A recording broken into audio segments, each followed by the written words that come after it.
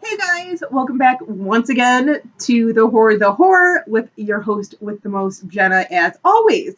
So I figured I'd do a second movie review for you guys today. This is actually one that I've been wanting to do for quite a while, but this movie, my sister, who's literally right across the hall from me, has been borrowing this from me for since I pretty much got it after I watched it for like the first time in years, since like last July-ish or something. She sucks at borrowing stuff and not watching them. Thank God she's right across the hall. But this movie, though, I don't know how many of you have heard of this movie. I have a feeling more of you that I suspect have seen this movie, but that movie is Murder by Death. This came out in 75? 76. 76. So about a decade exactly, I think, before Clue. I know Clue, I feel like it's a little more popular, a little more well known than this guy, but it has a terrific cast. Eileen Brennan, Truman Capote, James Coco, Peter Falk, Alec Guinness, Elsa Lancaster, David Niven, Peter Sellers, Maggie Smith, Nancy Walker, and Estelle Winwood. Now, this one, like I said, it's very similar to Clue. Like I said, I feel Clue, it's a little more well known than this movie. I love Clue, I do. One of my top favorite movies. And actually, Clue also stars Eileen Brennan, interestingly enough, which is it's interesting because they're both pretty much almost the same movie, with the exception of like a couple of twists. But what else? What else?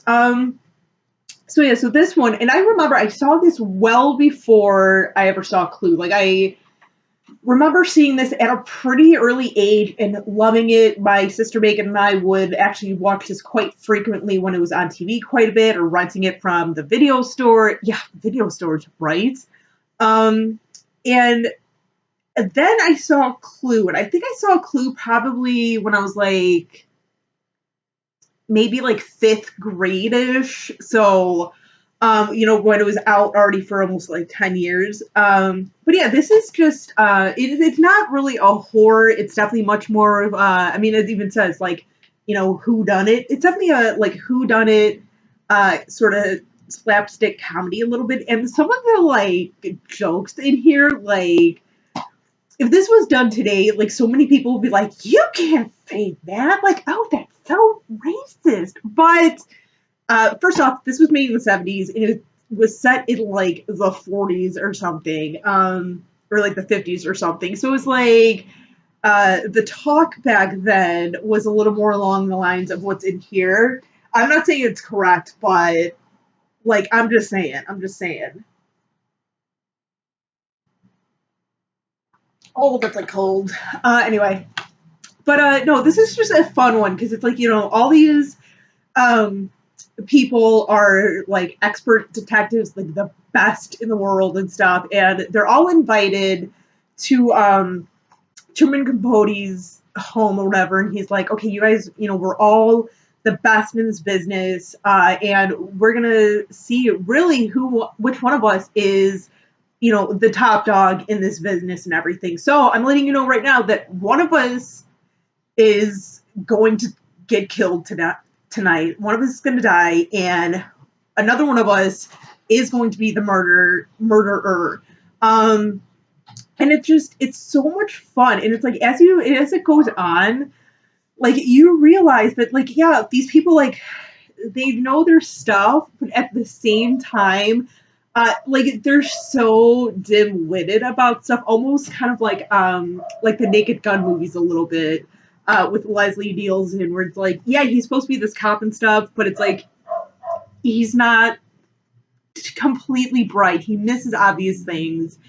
But yeah, it's so much fun. It's such a fun movie, and I gotta say the help in this movie, because it's a very small cast. It's literally these guys And then like their proteges. So let's see, 1, 2, 3, 4, 5, 6, 7. So about 14 people plus Truman, 15, and another 2 more, the butler and the cook. So like 17 characters in total in this movie. Very small, which is nice. It's almost like a play type thing. It's almost that's what it almost feels like. It's almost like a play up on the big screen. And like the help in this cracks me up because the butler, who is a blind butler, like he cannot see, obviously. It just, you know, it's kind of like interesting. Like you have a butler who's blind, but whatever.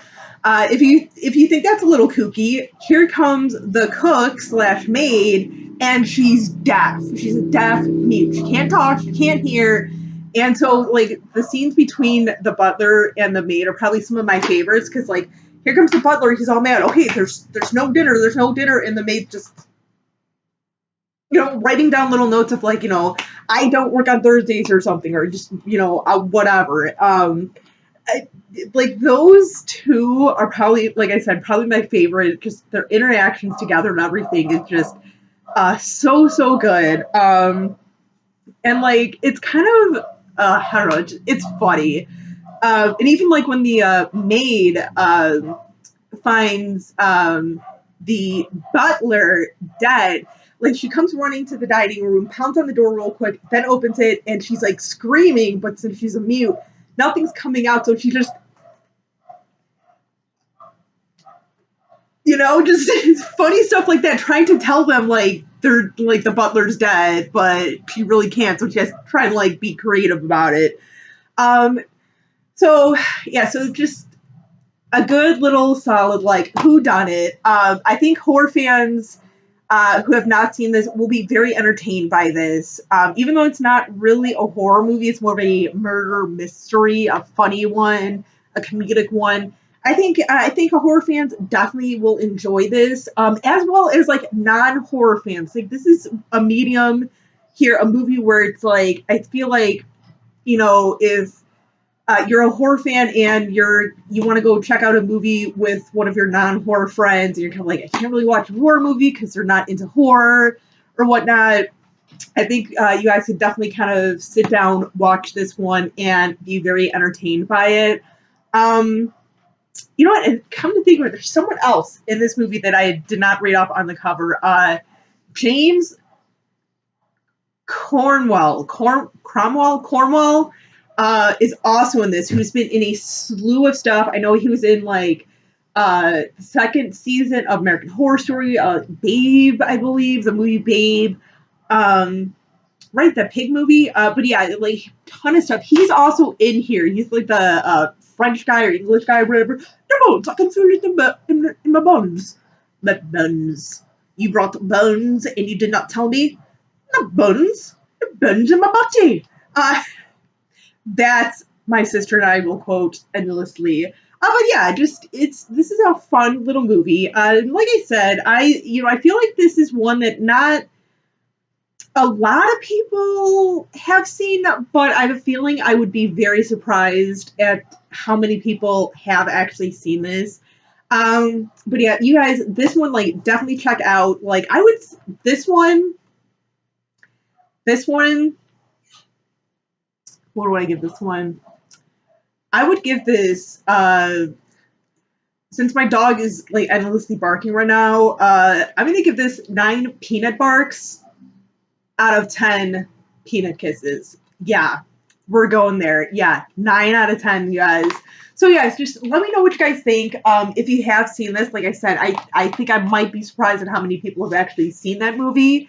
But, yeah, whatever. But anyway, you guys, thanks for watching. As always, don't forget to, by the way, hit that subscribe button if you haven't already. Feel free to give me a thumbs up. And you know what? Leave me a little comment. Let me know what you guys think. But till then, I don't know where then's going to be. But till next time, you guys, stay creepy, classy, and a little bit sassy.